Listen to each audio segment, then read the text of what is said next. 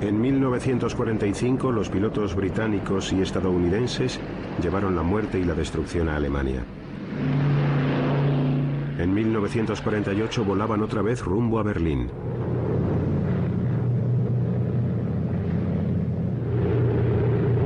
Esta vez iban a mantener viva la ciudad.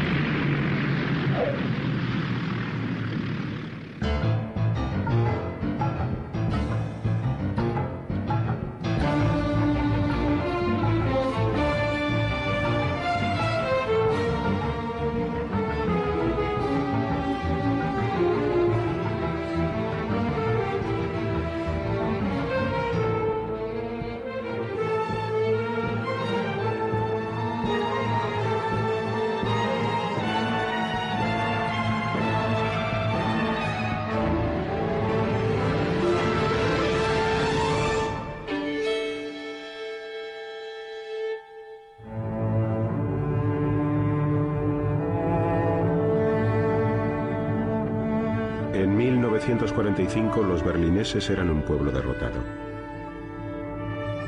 Su destino estaba en manos de rusos, estadounidenses, británicos y franceses, conquistadores del territorio alemán.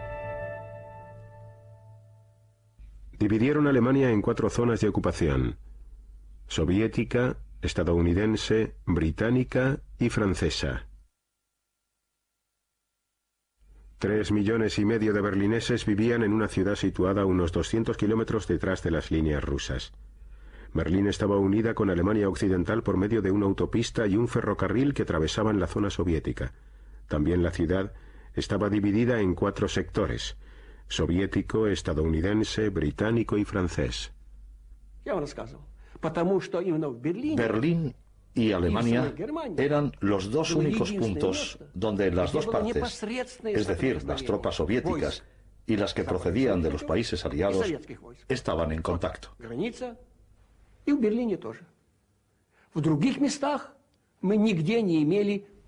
En otros lugares no existía contacto alguno entre las dos fuerzas armadas.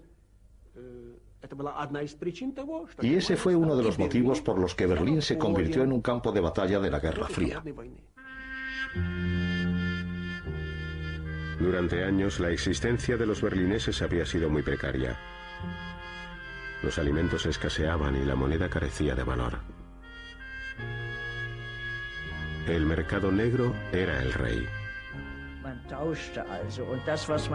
Utilizábamos todo tipo de productos para hacer trueques.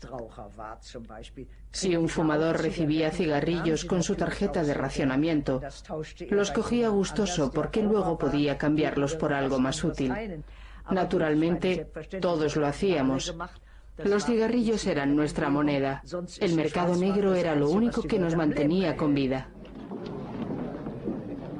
El secretario de Asuntos Exteriores británico, Ernest Bevin, tenía un plan para Alemania. No le gustaban los alemanes, pero creía que la recuperación europea dependía de ellos. We have to try and recreate Germany on a democratic basis, give her a chance to live, at the same time make sure that the security of the rest of Europe is preserved and that aggression cannot take place again. Maniobras militares soviéticas cerca de Berlín. En 1948 ya hacía mucho que se había terminado la idílica relación que una vez existió entre los aliados. Los soviéticos querían una Alemania débil y sometida al control de las 4 potencias. Estados Unidos, Gran Bretaña y Francia planeaban secretamente un nuevo Estado alemán en sus zonas de ocupación. Los espías comunicaron este proyecto al gobernador militar soviético Marshal Vasily Sokolovsky. Nos reunió a todos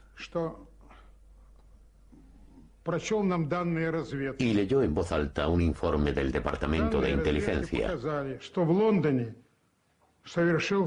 Según este documento, en Londres estaba teniendo lugar una conferencia sobre Alemania.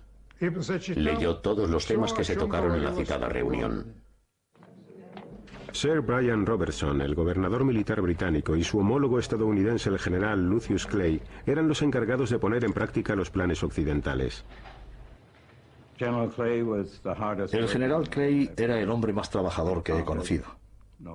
Jamás se iba de vacaciones y se saltaba el desayuno porque lo consideraba una pérdida de tiempo. En su lugar se tomaba unos 20 cafés y se fumaba 2 paquetes de tabaco al día. Lo que más me impresionó de él fue su extraordinaria habilidad para asimilar cuestiones especialmente complicadas que quedaban fuera del marco de su experiencia. Después de todo, era un soldado profesional. El Consejo para el Control Aliado se reunía regularmente en Berlín. Por lo general, los procedimientos seguían unas pautas muy previsibles. El general estadounidense Clay y sus colegas europeos intercambiaban información rutinaria con sus homólogos soviéticos. Pero el 20 de marzo de 1948, Sokolovsky exigió más. Se expresó con mucho tacto y educación. Estuvo muy moderado, comedido. Dijo: ¿sería tan amable de ponernos al corriente sobre lo que ha sucedido en la reunión de Londres? Clay le respondió que no se trataría ese tema. Entonces Sokolovsky le preguntó de qué servía tener un consejo de control si no nos iban a contar de qué se había hablado en Londres, si nos ocultaban todos los asuntos referentes a Alemania. ¿Tenemos o no tenemos un consejo de control? Entonces los rusos se levantaron.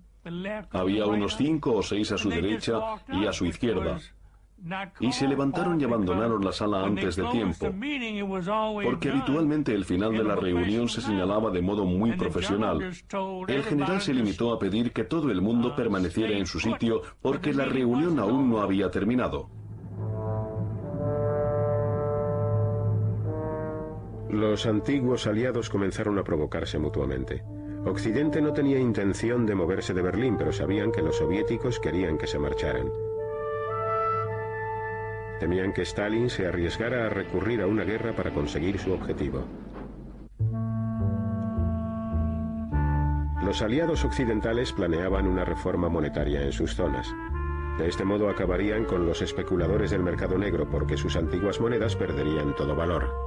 Los alemanes estarían atados a Occidente. Nadie le comunicó esta iniciativa a los rusos. Día de la Liberación, 1948. En la zona soviética, Stalin había unido los partidos comunista y socialista. La nueva agrupación, el Partido Socialista Unificado, se echó a la calle para demostrar su fuerza. Incluso había algún ataque contra Winston Churchill. El verdadero objetivo de los manifestantes era el ayuntamiento, en alemán Magistrat, que pretendía gobernar a todo Berlín con las directrices occidentales. La mayoría del ayuntamiento de la ciudad de Berlín, respaldada por los socialdemócratas y los cristianodemócratas, creía que con la reforma monetaria se produciría un inmediato repunte en la economía. Estaban convencidos de que aumentarían de manera especial las inversiones por parte de los empresarios. Por otro lado, los concejales del Partido Socialista Unificado lo consideraron una amenaza para la aún incompleta nacionalización de las propiedades que habían pertenecido a las grandes empresas, a los criminales de guerra y a los miembros del partido nazi. En definitiva, a todos aquellos a los que el Partido Socialista Unificado culpaba de haber apoyado a Hitler en 1933. Este fue el escenario de un enfrentamiento entre el Partido Socialista Unificado y sus oponentes favorables a la política occidental. Este grupo estaba liderado por Ernst Reuter, cuya familia había tenido que huir de Hitler. Los rusos vetaron su elección como alcalde de Berlín. Es allen klar wurde, dass der kommunistische Diktaturwille jedes Mittel benutzen wird, seine Macht im Schatten des russischen Imperialismus aufzurichten Da haben wir La atmósfera era muy tensa en aquellos momentos y había muchas posibilidades de que los rusos trataran de imponer su poder en esa parte del país. Y me refiero a la ciudad de Berlín, por supuesto. La situación era tan grave que en algunos momentos temimos tener que volver a salir huyendo de una dictadura. Los alemanes occidentales hicieron colas para recoger su nueva moneda, el marco alemán. Cada persona podía cambiar 40 marcos y nada más que 40. El resto de las monedas antiguas carecía de valor. Los soviéticos contraatacaron estableciendo su propia nueva moneda que, insistían, sería la misma para todo Berlín. Poder monetario y político eran sinónimos en aquella época. Por ello era tan importante introducir la moneda occidental, el marco alemán, en la zona este de Berlín y evitar que sus habitantes adoptaran la moneda de Alemania del Este. Ernst Reuter había convencido al general Klein y a los aliados occidentales para poner en circulación el nuevo marco alemán en Berlín Oeste. La nueva moneda, que llevaba un sello en forma de B por Berlín, comenzó a utilizarse en los sectores occidentales el 23 de junio. En esos momentos había dos monedas en la ciudad. Los berlineses descubrieron que los marcos alemanes occidentales tenían más valor que los otros.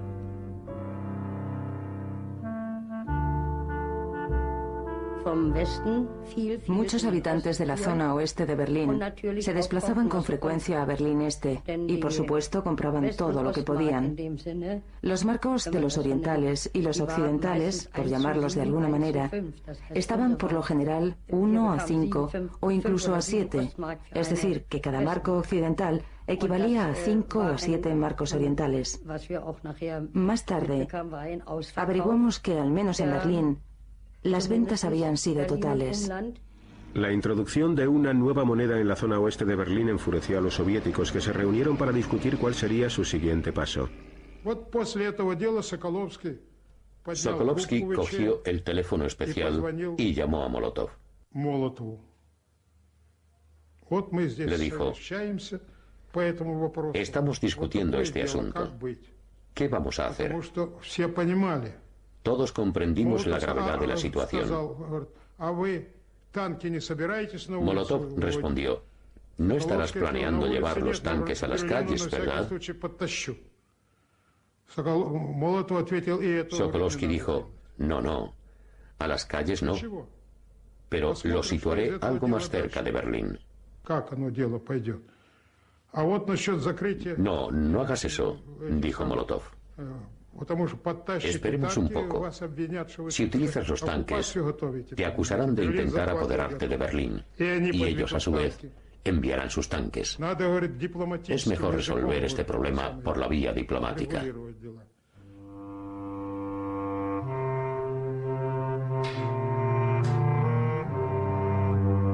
Los soviéticos bloquearon todas las carreteras principales, ferrocarriles y cualquier vía de conexión entre Berlín Oeste y Alemania Occidental. No concentraron sus esfuerzos en sellar todas las carreteras, pero ahora resultaba imposible efectuar la entrega de las 12.000 toneladas de provisiones en carbón y alimentos que Occidente enviaba a Berlín todos los días. Los soviéticos cortaron el abastecimiento de electricidad a las fábricas y oficinas. Los berlineses de la zona occidental poco podían hacer al respecto, pues la Unión Soviética había desmantelado para indemnizaciones la única central eléctrica de la zona.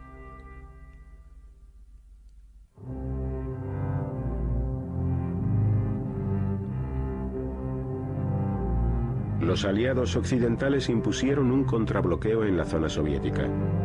Los trabajadores de todo Berlín tuvieron que hacer frente al desempleo y a las privaciones. En primer lugar, fue un golpe terrible. No importaba a dónde fueras, todo el mundo se preguntaba: Dios mío, ¿qué será de nosotros? El objetivo de Stalin estaba muy claro. Pretendía obligar a los aliados occidentales a cambiar sus políticas o a retirarse de Berlín. En 1945 los aliados occidentales habían elaborado un acuerdo por escrito con los soviéticos. Los aviones podrían volar por 3 pasillos aéreos de 30 kilómetros de ancho que conducían a los 2 aeródromos de Berlín, Tempelhof y Gatow. Los hidroaviones también podían amerizar en el lago Havel. Los británicos respondieron al desafío lanzado. Planearon un puente aéreo para llevar provisiones a la zona y el secretario de Asuntos Exteriores, Bevin, respaldó la idea. The physical suffering of 2.5 million people in Berlin to try and influence the Allies, the Western powers, in their treatment of the Germans, and to try to force us out is one which we are unable to accept. El general Clay, comandante estadounidense, no creía que el plan del puente aéreo funcionara. Quería probar la determinación soviética enviando un convoy armado que atravesara el bloqueo. Aunque a regañadientes llegó a un acuerdo con Ernst Reuter para poner en práctica el plan. Clay dijo que esto entrañaría muchas dificultades, sin mencionar lo poco que podríamos hacerles llegar al principio. Y le preguntó sin rodeos a Reuter, ¿crees que los berlineses podrán soportarlo? A lo que Reuter respondió tranquilamente, tú ocúpate de los aviones, que yo me ocuparé de los berlineses. Y Clay dijo, con eso es suficiente. Llamó al general LeMay y le dijo, general, vamos a lanzar carbón sobre Berlín. ¿Carbón? Se sorprendió el general LeMay. Sí, dijo, vamos a mantener viva esa ciudad. Los aviones comenzaron a sobrevolar Berlín a finales de junio. Los estadounidenses lo llamaron Operación Víveres y los británicos Plain Fair. Los aviones tenían que entregar 2.000 toneladas de provisiones al día. Sin ellas, los berlineses de la zona occidental no podrían sobrevivir. Solo les quedaba carbón para 45 días y comida para 36.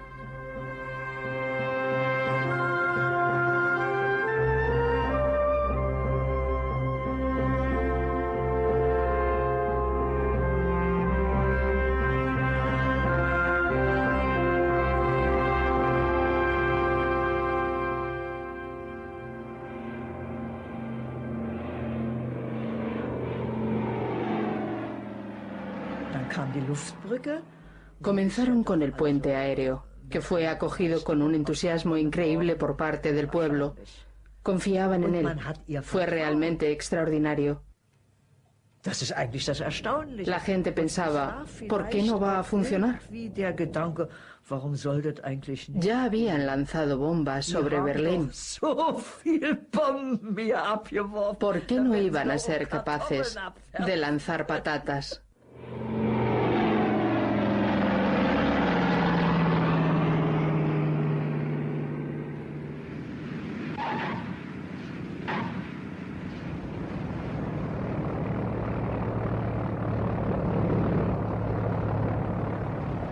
Miles de berlineses encontraron trabajo y una comida caliente cada día trabajando para el puente aéreo. Nos dividimos en grupos de trabajo controlados por un supervisor estadounidense. Uno a uno los grupos se encargaban de recibir a los aviones a medida que estos iban llegando. Id al siguiente avión. Los aviones de mayor tamaño transportaban 9 toneladas cada uno. Podíamos descargar un avión en 7 minutos aproximadamente, y eso eran casi 9 toneladas de carbón. Los británicos contrataron los servicios de operadores civiles. En Gran Bretaña no había mucha gente que tuviera aviones, pero en aquella época yo era bastante afortunado, porque poseía 12 bombarderos Halifax remodelados.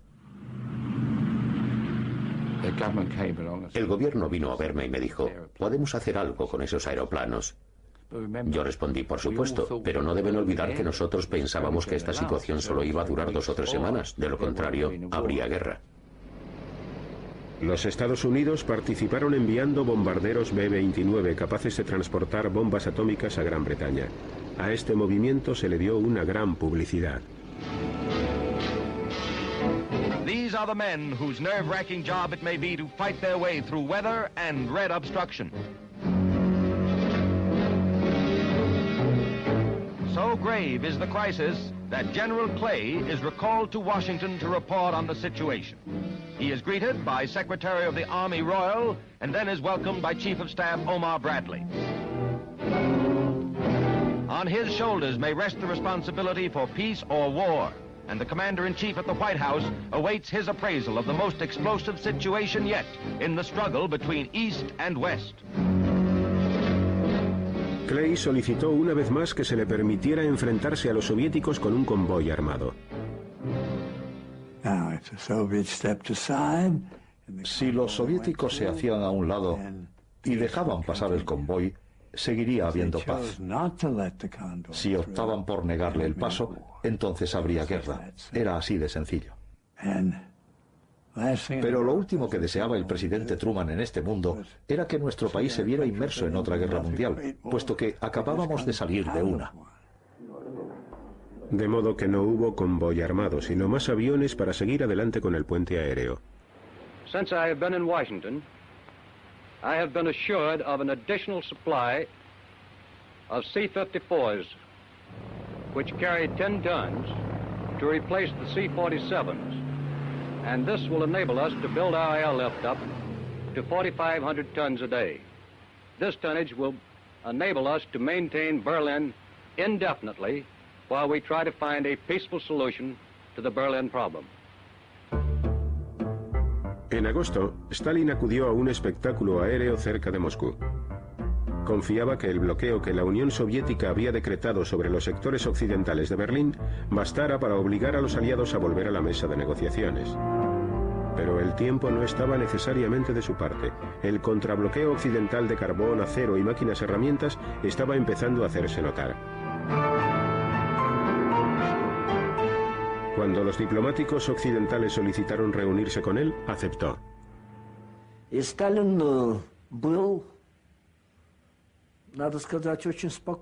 Stalin estaba muy tranquilo. No caminaba por la habitación como solía hacer.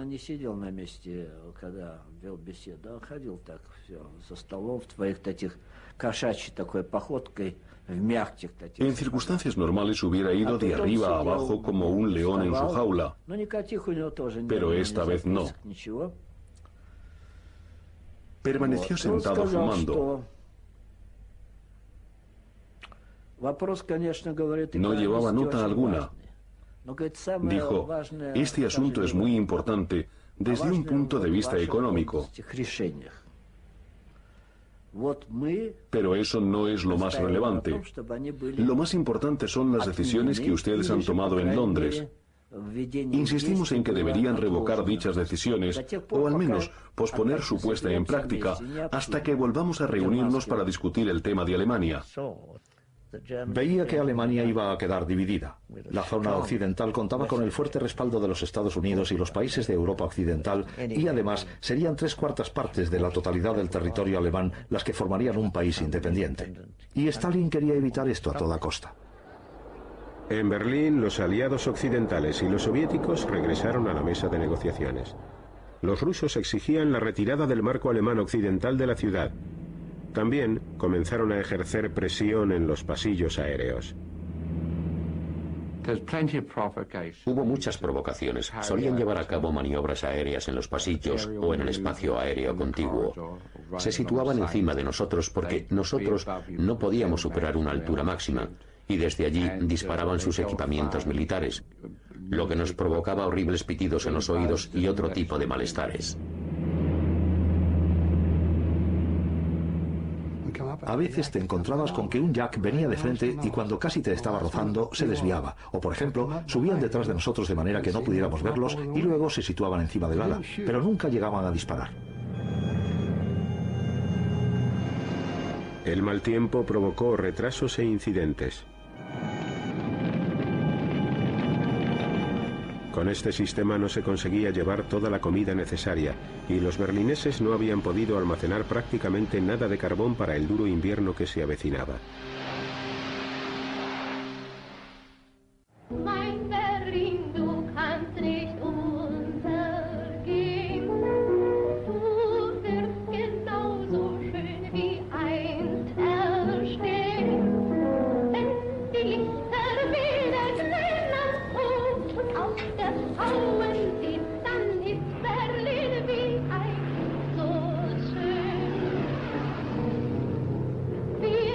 sabían que estaban viviendo al borde del abismo. Solo había electricidad durante 4 horas al día.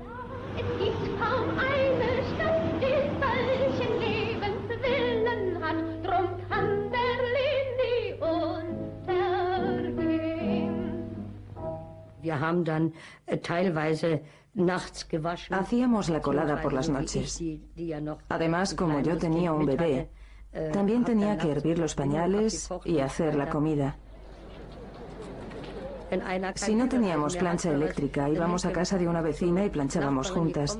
Siempre ocurre lo mismo en los malos tiempos. Las personas se unen para lo bueno y también hacen frente juntas en las adversidades. El bloqueo soviético no evitó que los berlineses se movieran libremente dentro de la ciudad. El sector oriental, situado al otro lado de la puerta de Brandenburgo, podía resultar muy atractivo. Yo iba muy a menudo a Berlín Este. Si querías salir, tenías que ir al sector oriental. Allí había salones de baile, música e iluminación eléctrica. Las habitaciones tenían calefacción y prevalecían las condiciones normales en tiempos de paz.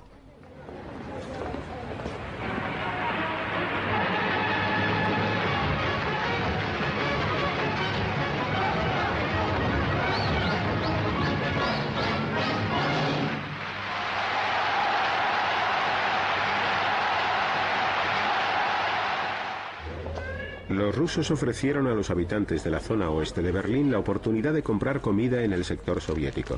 Aproximadamente 1 de cada 10 aceptó. Los soviéticos no impusieron un bloqueo total, pero hostigaban continuamente a los habitantes del sector occidental que se desplazaban a Berlín. Podíamos llegar allí en tren, pero los rusos nos registraban una y otra vez, allí y en todos los lugares.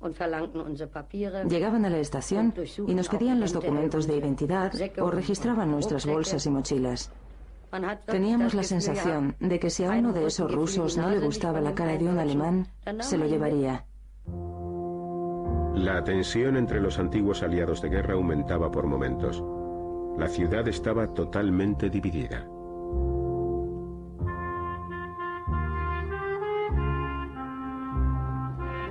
El 6 de septiembre, un grupo de activistas encabezado por comunistas se reunió en un pleno del ayuntamiento en Berlín Este. Estaban buscando problemas. No se trataba de un arrebato espontáneo del pueblo. Estaban absolutamente en contra de las manifestaciones a las que los miembros y simpatizantes del partido habían recibido órdenes de asistir. Pretendían disolver el antiguo ayuntamiento.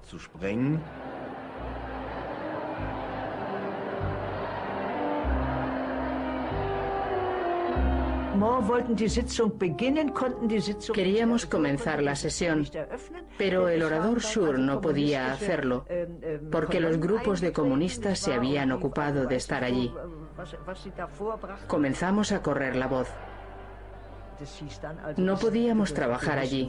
Algunas personas ya habían sido golpeadas, por lo tanto, tuvimos que marcharnos. Los concejales celebraron la reunión del ayuntamiento en la seguridad de Berlín Oeste. Con ellos estaba Ernst Reuter, que hizo un llamamiento a todos los berlineses y les pidió que se reunieran en el Reichstag para protestar. La radio del sector estadounidense difundió la noticia.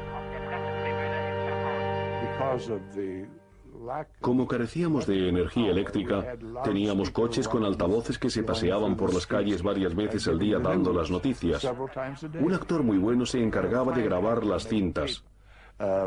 Berliner und Berlinerinnen, Ihre Stadt ist in Gefahr, your city is in danger. Berlineses y berlinesas, vuestra ciudad está en peligro. Los ciudadanos acudieron a la cita, se congregaron cientos y cientos de personas ante el Reichstag. El pueblo de Berlín ofreció una demostración de unidad. En nuestras cabezas solo había lugar para un pensamiento. Seguimos unidos contra los rusos y apoyamos a los aliados occidentales. Unos 300.000 berlineses, muchos procedentes de la zona este, se reunieron en el Reichstag. Los políticos berlineses opinaban que existía la posibilidad de que los aliados occidentales estuvieran dispuestos a llegar a un acuerdo con los rusos, acuerdo que iría en detrimento de Alemania. Asistieron a esta reunión para demostrar que la población de Berlín creía en su libertad y en la democracia.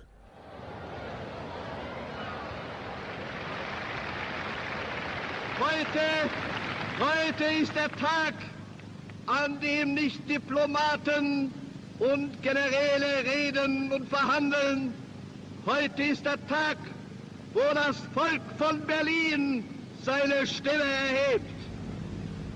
Ihr Völker in Amerika, in England, in Frankreich, in Italien, schaut auf diese Stadt und erkennt, dass ihr diese Stadt und dieses Volk nicht preisgeben dürft, nicht preisgeben könnt.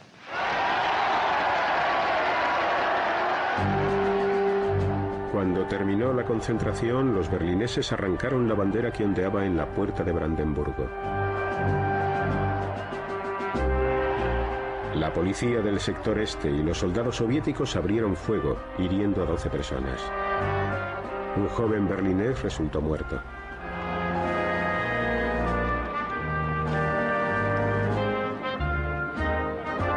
Y el día aún no había terminado. Una delegación se presentó en el Consejo de Control Aliado, donde existían temores de que se estuviera perfilando un enfrentamiento con Stalin por causa de la retirada del marco alemán occidental de Berlín. Los aliados captaron el mensaje. El marco alemán occidental seguiría circulando.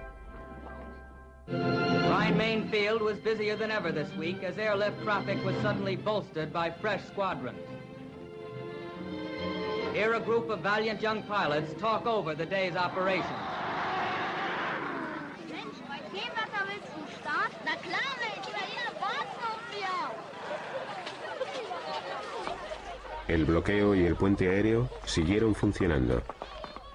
Llevábamos de todo, material médico, tinta para la imprenta, etcétera, pero sobre todo carbón. Y el transporte de esta materia era un problema porque la carbonilla llegaba a los cables de control, de modo que resultaba muy difícil dominar el aparato. Para evitarlo, volábamos con las trampillas de escape de la parte trasera abiertas y así el aire se llevaba la carbonilla.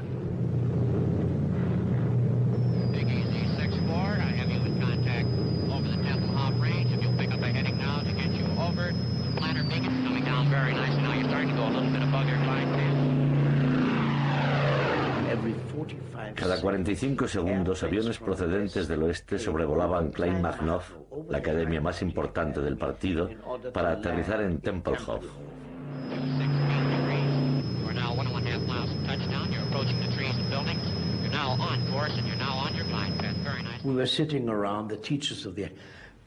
Estábamos sentados con los profesores del departamento de historia y entonces comentaron: los estadounidenses comprenden el materialismo histórico mejor que nosotros.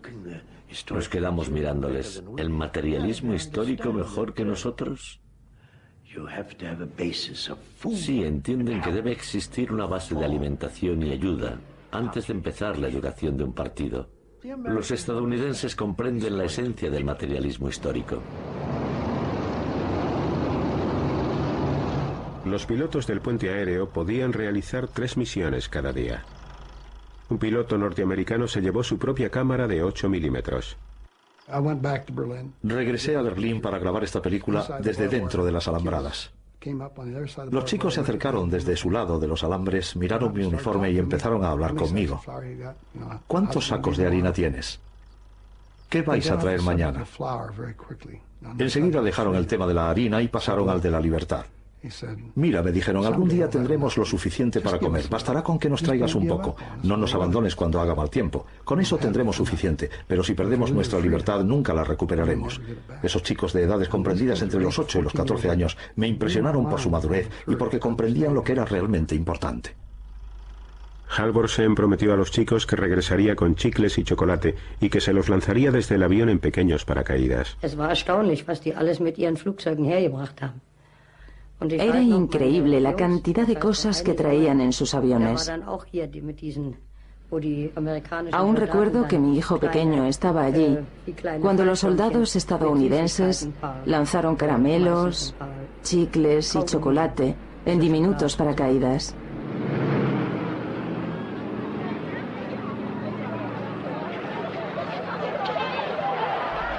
Como prometió Halvorsen, pronto llovieron las bombas de caramelos. Su oficial superior le mandó llamar.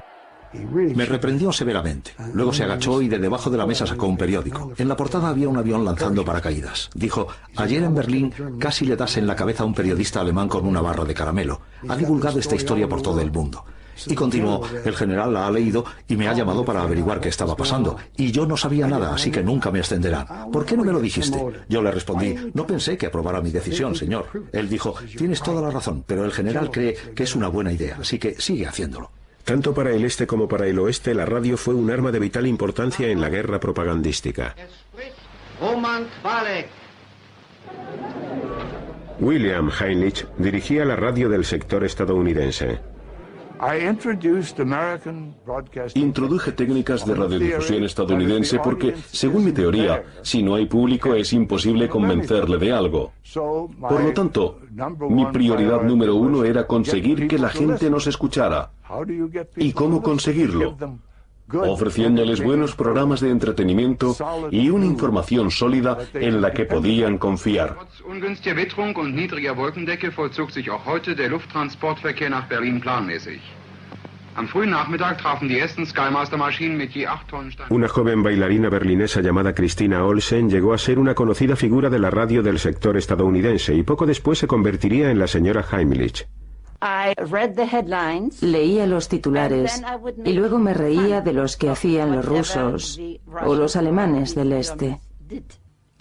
Das versteh ich nicht, dazu bin ich noch zu klein. Doch die Russen, die müssten doch das eigentlich verstehen. Which means, esto significa, soy demasiado pequeña para comprender lo que está pasando, pero seguro que el público sí lo entiende. Y llegó a ser un eslogan muy conocido en toda la ciudad, por eso me convertí en la voz de Berlín. Sie am Sonntag wählen? Ja, ja. Und Sie? Selbstverständlich. Aber natürlich werde ich wählen. Darf ich Sie auch noch schnell fragen, ob Sie am Sonntag wählen? Aber selbstverständlich werden wir wählen. En diciembre de 1948, los berlineses de la zona oeste votaron para elegir una nueva alcaldía que gobernara su parte de la ciudad. El Partido Socialista Unificado, que dominaba el antiguo ayuntamiento en el sector soviético, boicoteó las elecciones. Por el momento éramos una ciudad dividida. No podíamos hacer nada al respecto. Nuestra supervivencia dependía de que consolidáramos unos lazos fuertes con la Alemania del Este. Ernst Reuter era el alcalde y Luise Schroeder su segunda, pero solo en la mitad de Berlín.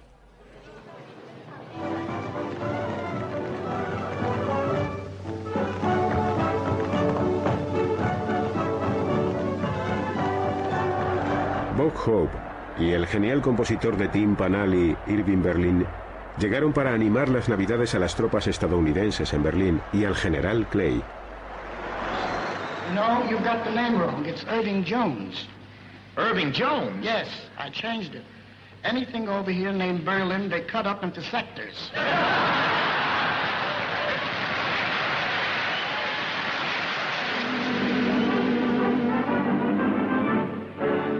Long ago, a group we called the Air Corps helped win the war and took a bow. Not long ago, we cheered the fighting Air Corps. Let's see what's happened to them now. Operation Biddle is in the only way, and we're all in green and hay, and everything's okay. Operation Biddle, as in the eye we go, we won't forget the blow against the one to show. La Operación Víveres, nombre en clave que utilizaban los estadounidenses para referirse al puente aéreo, por fin estaba funcionando gracias a un invierno desacostumbradamente suave. En la Pascua de 1949 se alcanzó la mayor cifra de toneladas transportadas en 24 horas, 13.000. El arriesgado plan había salido bien. Berlín podía ser abastecida indefinidamente por vía aérea. Vivíamos en Karlshorst y podíamos oír el ruido de los aviones que traían todo tipo de mercancías, desde chocolate hasta regalos de Navidad. No podíamos competir con eso. Nosotros éramos pobres y Occidente era rico. La idea del bloqueo había sido una locura y por supuesto estaba destinada al fracaso.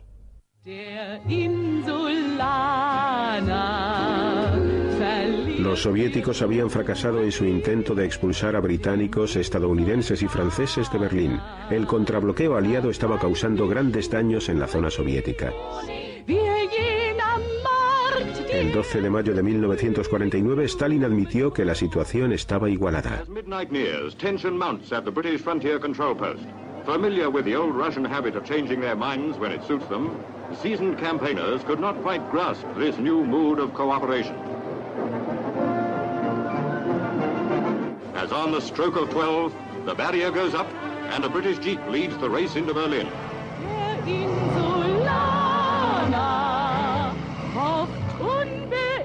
Muchas personas creyeron que el final del bloqueo de Berlín lo sería también de la Guerra Fría.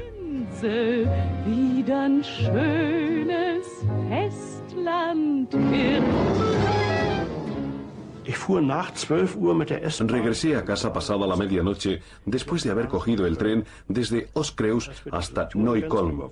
Cuando cruzamos la frontera entre los dos sectores, todo estaba iluminado. Era como un sueño. Era pura alegría, nada más. Lo habíamos conseguido. El plan había funcionado en el oeste. Era algo muy importante. Occidente había ganado. Para el general Clay había llegado el momento de regresar a casa.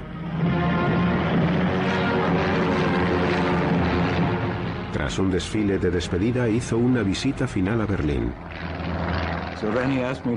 Entonces me pidió que le acompañara a la ceremonia de despedida final que tendría lugar en el ayuntamiento. Adenauer y los oficiales alemanes más importantes estaban allí.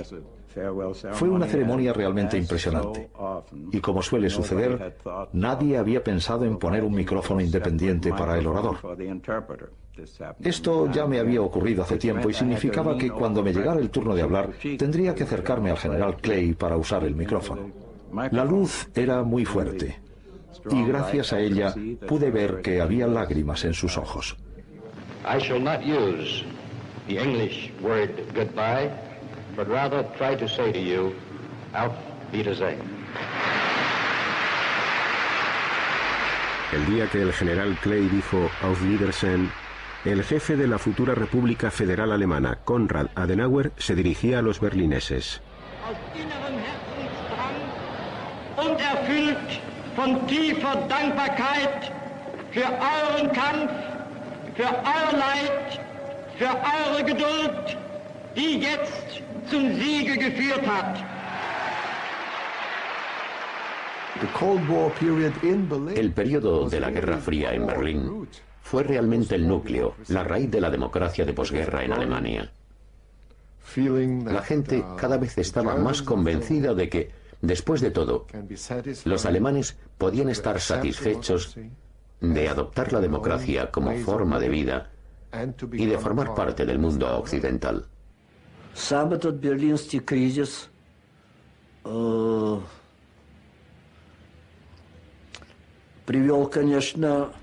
El resultado de la crisis de Berlín fue la división de Europa.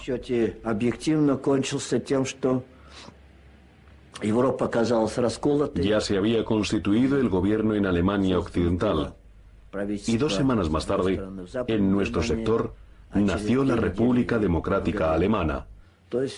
Esta división afectó a toda la nación alemana. En abril de 1949, el sueño del secretario de Asuntos Exteriores Bevin de conseguir una alianza estratégica entre Europa Occidental y los Estados Unidos se hizo realidad con la firma del Tratado del Atlántico Norte. El éxito total del puente aéreo sobre Berlín sirvió para convencer a muchas naciones europeas que vivían con miedo de la necesidad de formar parte de la Alianza Atlántica, que proporcionaría la gran seguridad que se siente al saberse a salvo, a pesar de la proximidad de esas inmensas fuerzas rusas.